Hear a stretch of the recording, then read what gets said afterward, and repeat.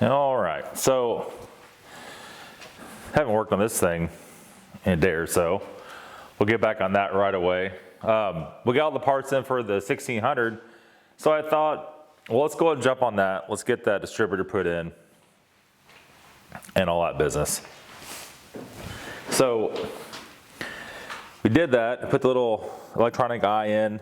It didn't fit very good. You can see here. But we got her in there, hooked it up, car won't start. So you got a little bit of that. We got new plug wires for this thing. We got a brand new Pierberg fuel pump for it, because the fuel pump that's in it, it loses prime after it sits for just a little bit, and it makes it hard to start. So we did all that. I guess I'm not gonna fiddle with this a little bit more, but the problem is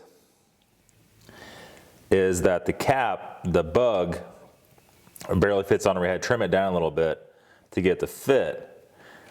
So it's still at the right height, but the little magnetic sleeve that goes under it stuck up a little too far. So, you know, I don't know. In worst case, we could put the points back in it. It's not a big deal. We're trying to get this thing actually running. Oh, we got new spark plugs for it too. Trying this thing actually to run correctly so we could drive it with the head cam. I don't know, but it's fighting me and have a lot of other stuff going on. Also, we broke the E39, and I drove it. I drove it the day before yesterday, and I floored it a little bit, not like from a standstill, from going 30, 40 miles an hour. It ran fine. We drove all the way here, put it in the shop. The next morning, yesterday morning, I started it up, pulled it out. Didn't notice anything wrong. It sat here and idled for a little bit while I was getting ready to leave. Hopped in it, ran to the post office, and it's vibrating real bad. Not like misfire vibrate, like engine mount or torque converter or something like that. So anyway, yeah, so this was the Hot Spark brand module for this. I just looked at the diagrams, everything's hooked up right, everything's fitted right. She just no worky whatsoever. It's actually the second module I had for it. The first one was totally wrong. So I'm not super happy with Hot Spark right now, because got about 130 bucks tied up in this, and we're backwards pedaling. I did save all the factory points, so we might just have to put those back in. They look like they're brand new. I don't know. We'll figure that out. Anyhow, yeah.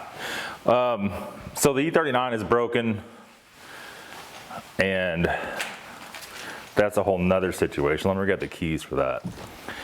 So let's see here. I'll start up, see if it's still doing it. I'm sure it didn't fix itself. Probably looking at torque converter more than likely. Which is sweet, right? Sweet deal.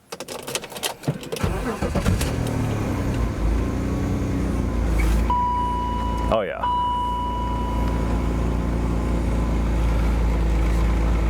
You probably hear the vibration.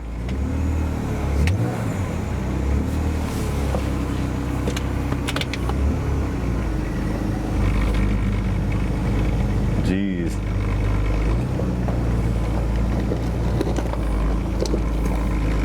I mean, it could be engine mount, but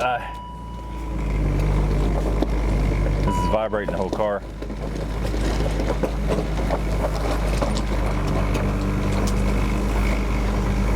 Listen to that.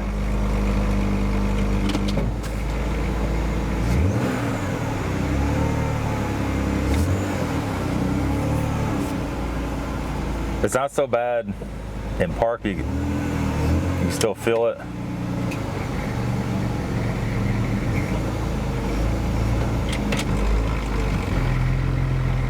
Mainly in drive. Neutral doesn't do it at all. Reverse is good.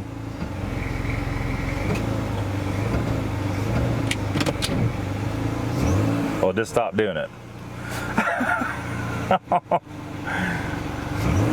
right, let me get the head cam on. We'll take it for a drive. Okay. I don't think it fixed itself. So the only thing I did after I started, I did add a little bit of oil to it. This thing uses a little bit of oil, maybe, I don't know, a quart every oil change. And once it gets a half a quart low or so, the light flickers when you turn the engine off. So I put a little in it. Maybe something happened with that. I don't know. I've never felt the M54 ever make that vibration before. So I don't know. We're gonna take her down here a little bit. We'll give her the beans, and we gotta walk back home. Or call somebody. But it feels like it's driving fine. Just stop just like that. All right, so let's give her the heat here. And this thing is never gonna get in the middle. That thermostat's fell slightly to the cool side. That's about the higher it ever gets. So I'm definitely not flooring it cold. We drove a good 5 miles in it.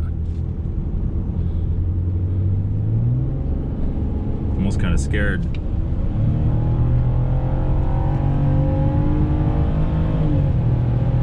She makes the power.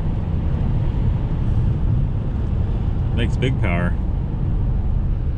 Luckily we're live in the middle of nowhere, so there's nobody literally around. Besides the guys at the lumber yard, but they're not even on the road. I don't know. I mean, I guess we fixed it. It almost had to be something with adding oil to it. I don't know if somehow it ran down the PCV when I added. But it wasn't smoking or anything. So it's just the most weird thing I've ever had to encounter in my entire life. I don't know. Back to the house, I guess. Okay, so as you seen in the last video, the E39's fixed itself as fast as it broke itself. I drove it to Amber's last night, 30 miles each way, 60-mile round trip, no problem. Zero problem at all. My hair's all jacked up, look at that.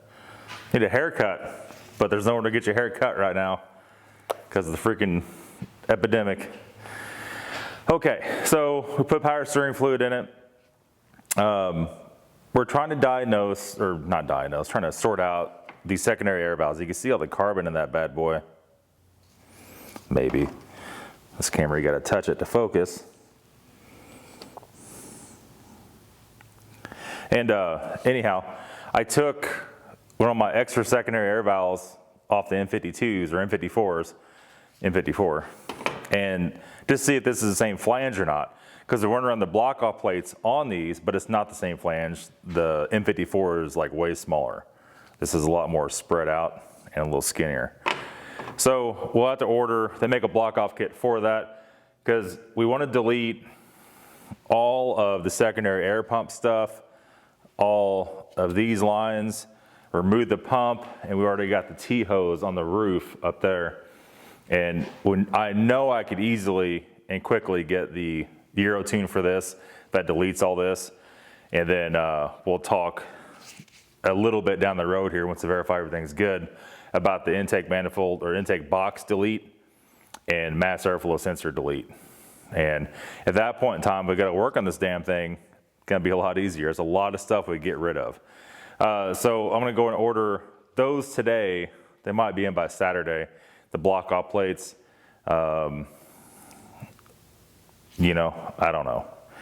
We did pull the temp sensor out of the radiator hose and clean the O-ring on it and reseated all of that. Snapped all the hoses back on.